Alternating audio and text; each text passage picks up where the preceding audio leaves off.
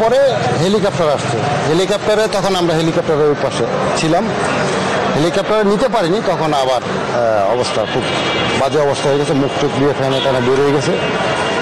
পরে আমরা হসপিটালে আসলাম, এই হলো অবস্থা। এখন আইসিইউতে আছে। এখন আপনারা দেশবাসী সবাই দোয়া করেন, এছাড়া আর কোনো উপায় নেই, দোয়া ছাড়া আর কোনো উপায় নেই। সাভারের বিকেএসপির ৩ নম্বর মাঠ ঢাকা প্রিমিয়ার লিগের ম্যাচে মুখোমুখি মোহামেডান স্পোর্টিং ক্লাব এবং শাইনপুকুর। সবকিছু এগোচ্ছিল স্বাভাবিক নিয়মেই, তবে টসের পর মুহূর্তেই হঠাৎই বদলে গেল সবকিছু।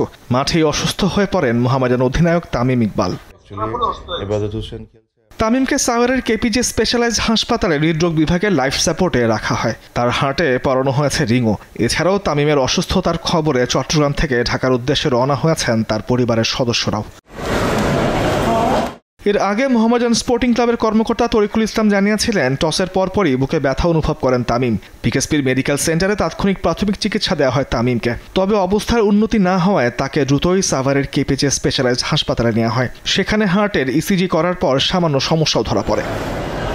বিসিবির মেডিকেল বিভাগের একটি সূত্র জানিয়েছিল, হাসপাতালের প্রাথমিক পরীক্ষার পর বিকেএসপিতে ফেরার পথে আবারও বুকে ব্যথা শুরু হলে দ্বিতীয়বারের মতো হাসপাতালে নেওয়া হয় তামিমকে। সেখান থেকে জানা যায় ম্যাসিভ হার্ট অ্যাটাক হয়েছে তামিমের। তার মুখ থেকে বের হয় ফেনাও। এরপর ঢাকার এভারকেয়ার হাসপাতালে নেওয়ার জন্য এয়ার অ্যাম্বুলেন্স ডাকা হলেও শারীরিক অবস্থা খারাপ হয় তার সম্ভব হয়নি।